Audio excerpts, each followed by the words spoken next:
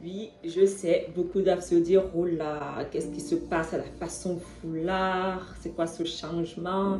Comme je vous ai dit, j'ai eu beaucoup de révélations durant mon jeûne, notamment en ce qui concerne le port du foulard. Est-ce que nous devons porter le foulard, oui ou non? La réponse est oui et non, et on va voir tout ça ensemble. Je vais faire un petit background quand même pour vous expliquer vite fait. Vraiment, je ne vais pas rentrer dans les détails, sinon cette vidéo va durer 100 000 ans. Je suis née avec beaucoup de cheveux, d'accord? Quand j'étais bébé, j'avais une touffe capillaire comme pas possible. Arrivée en CM1, j'ai attrapé des poux et il n'y avait aucun remède contre ça. Donc du coup, je me suis retrouvée boule à Z. Donc je suis passée d'avoir des cheveux qui arrivaient aux aisselles à boule à Z. Donc, un moment très traumatisant pour moi. Je me rappelle, j'avais beaucoup pleuré ce jour-là. Et du coup, en grandissant, pendant 1 an, 2 ans, ma mère me gardait souvent les cheveux très courts, façon garçonne et tout. Au collège, elle a commencé à me défriser les cheveux. Entre-temps, il faut savoir que quand j'étais en primaire, j'ai commencé à développer des pellicules. Arrivé au collège, je suis allée voir un dermatologue qui m'avait prescrit quand même un bon traitement, shampoing après shampoing, qui m'avait soigné, qui m'avait guéri. Donc du coup, je n'avais plus de pellicules. Dans ma vingtaine, début vingtaine, je suis une millénium si jamais. Donc je portais souvent mes cheveux. Et sauf que je portais souvent mes cheveux avec des clips.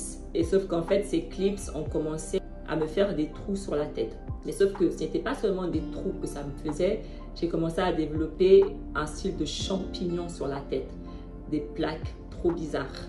Au début, ça a commencé très petit et uniquement sur une petite zone, donc au milieu de la tête. Et sauf qu'au fur et à mesure du temps, ces plaques ont commencé à se répandre sur ma tête et ce trou, ce qui était petit de base, a commencé également à s'étendre, à s'agrandir. Et j'ai eu ce problème pendant 10 ans.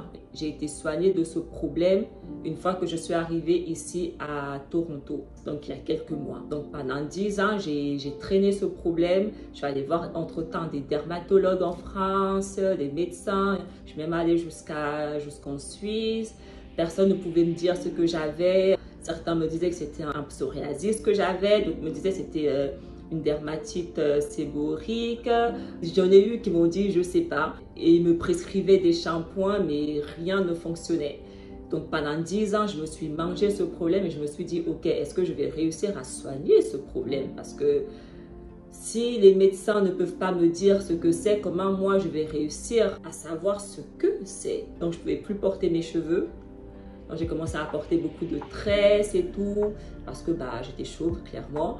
À partir de 2019 comme ça, j'ai commencé à faire un rêve et je le faisais souvent. Du moins souvent, je l'ai fait au moins 2-3 fois. Ce rêve où je me voyais, j'avais de très longs cheveux épais, noirs, magnifiques. Et je ne comprenais jamais ce rêve. Et dès que j'ai été sauvée en octobre 2023 et que Yahuwah m'a fait comprendre que je devais arrêter de porter tout ce qui était faux cheveux et tout, j'ai commencé à porter le foulard par défaut parce que j'étais littéralement chauve. Mais sauf qu'au fil du temps, je n'avais plus l'intention de ne plus porter le foulard même si mes cheveux repoussaient. Parce que je croyais que c'était vraiment une obligation pour une femme par rapport à la Bible de porter le foulard. Donc lorsque je suis arrivée à Toronto, j'ai prié qu'il me guérisse et il m'a exaucé. Il m'a dirigée vers une vidéo d'une fille que je ne connaissais pas.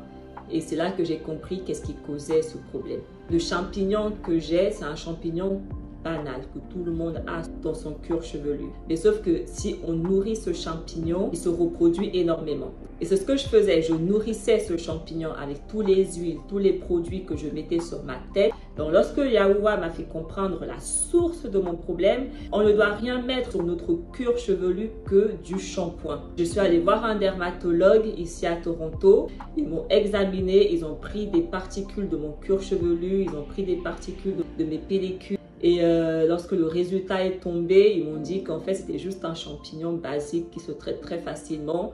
Et ils m'ont prescrit un comprimé que je devais prendre un par jour pendant 6 semaines.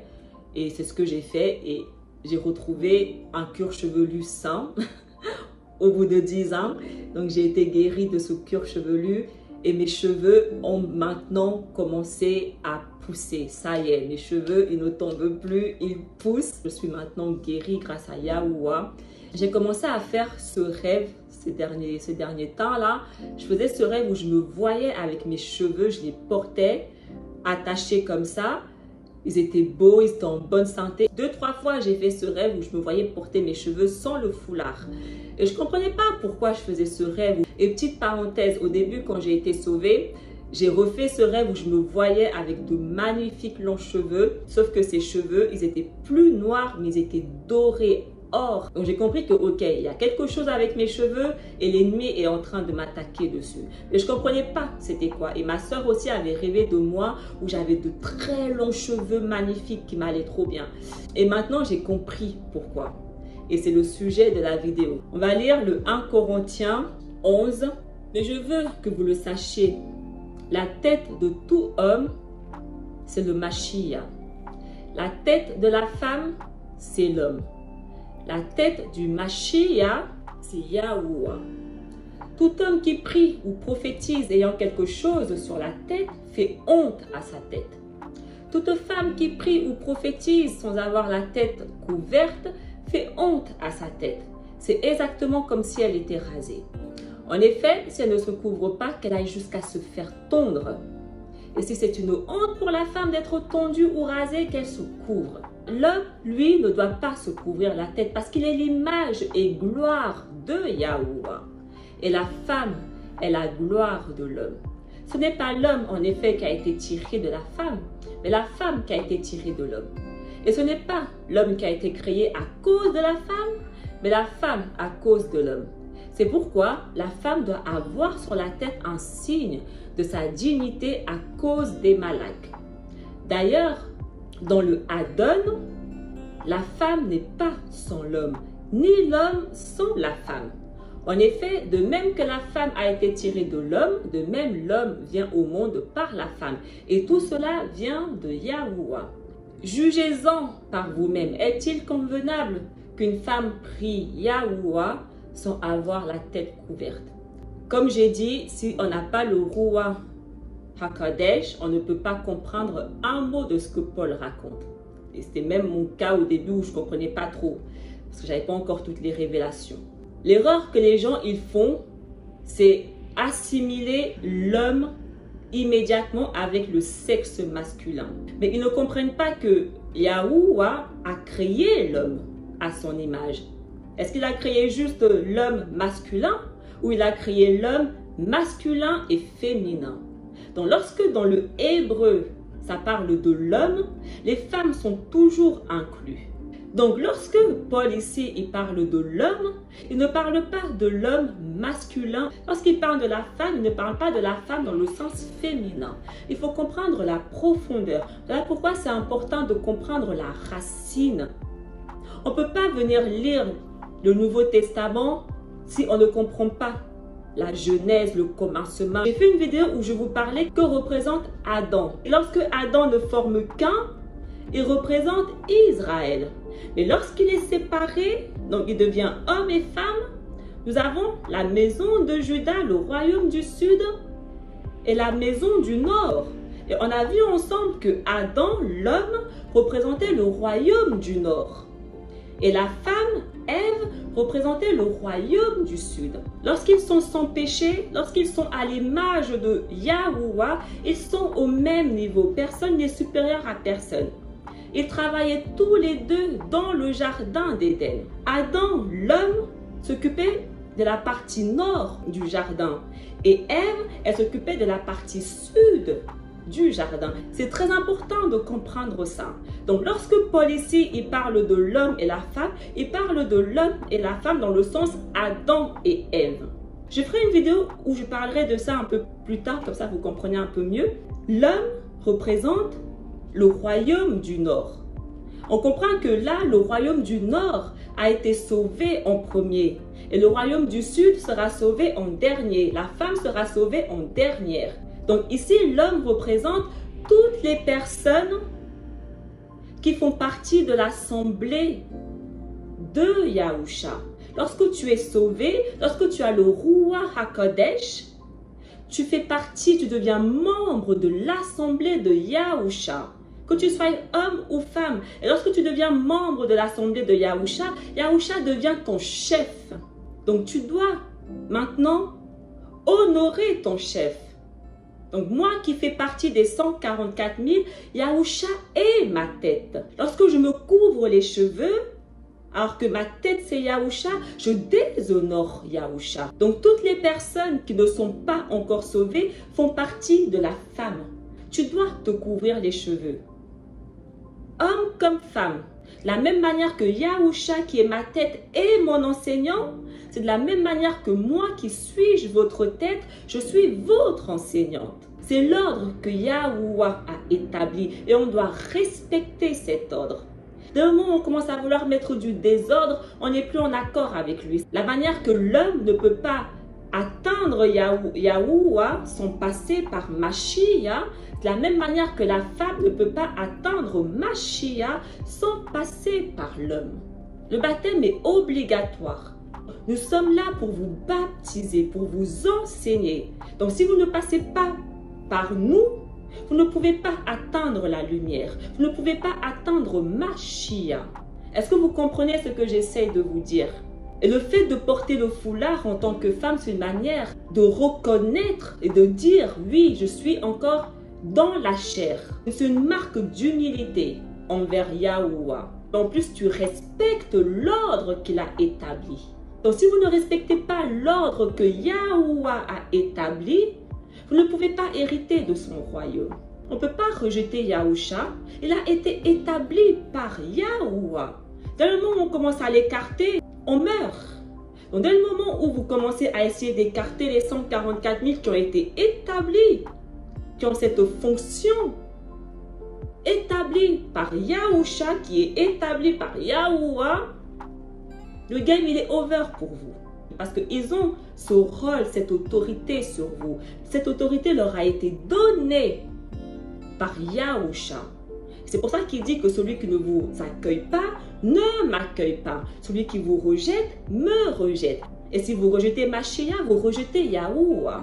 Donc les hommes et les femmes doivent se couvrir la tête. Ils doivent porter quelque chose sur leur tête. Et c'est aussi comme ça qu'on se différencie des autres. Parce que les faux juifs qui sont là-bas, là, les hommes et les femmes se couvrent la tête. Ils portent quelque chose sur leur tête. Les chrétiens disent, oui, c'est parce qu'ils rejettent Mashiach. Non, c'est pas parce qu'ils rejettent Mashiach. C'est parce qu'ils ont compris ça. Ils ont le Tanakh, ils ont le livre original. Et beaucoup de choses ont été enlevées dans la Bible. Beaucoup de passages ont été enlevés dans la Bible. Ce n'est pas le sang qui coule en nous qui fait de nous Israélites. C'est parce que nous mettons en pratique la parole, les lois de Yahuwah que nous sommes différents des autres. C'est parce que les juifs, les faux juifs, mettent malgré tout en pratique que lorsqu'on les voit dans la rue, on sait qu'ils sont juifs, vrai ou faux. On les reconnaît parce qu'ils sont différents. Et une fois que nous sommes sauvés, une fois que nous avons la lumière, maintenant, on enlève et on fait éclater notre gloire. Et si on lit Galates 3, versets 26 à 29, « Car tous, dans Yahusha, vous êtes fils de Yahuwah par la foi. » En effet, vous tous, que le baptême a unis au Mashiach, vous avez revêtu le Mashiach. Il n'y a plus ni juif, ni grec, ni esclave, ni homme libre. Il n'y a plus l'homme et la femme, car tous, vous ne faites plus qu'un dans le Mashiach.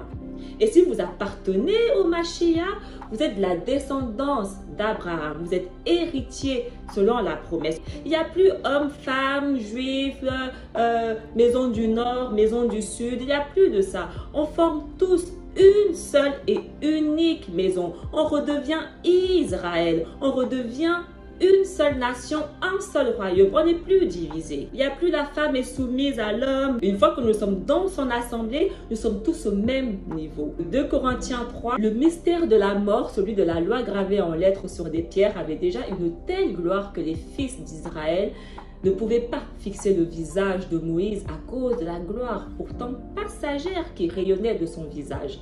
Combien plus grande alors sera la gloire du ministère du roi? Le ministère qui entraînait la condamnation, celui de la loi, était déjà rayonnante de gloire. Combien plus grande celui la gloire du ministère qui fait de nous des justes? Non, vraiment, ce qui, dans une certaine mesure, a été glorieux ne l'est plus.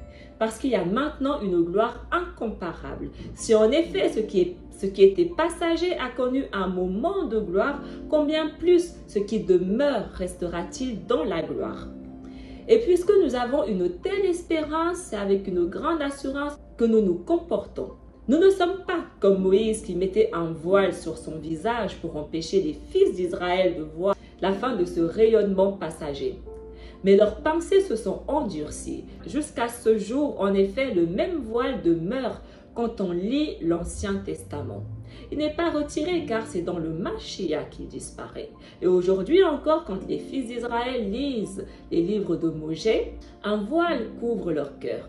Quand on se convertit à Yahuwah, le voile est enlevé. Or, Yahuwah, c'est le Roi. Et là où le Roi de Yahuwah est présent, là est la liberté.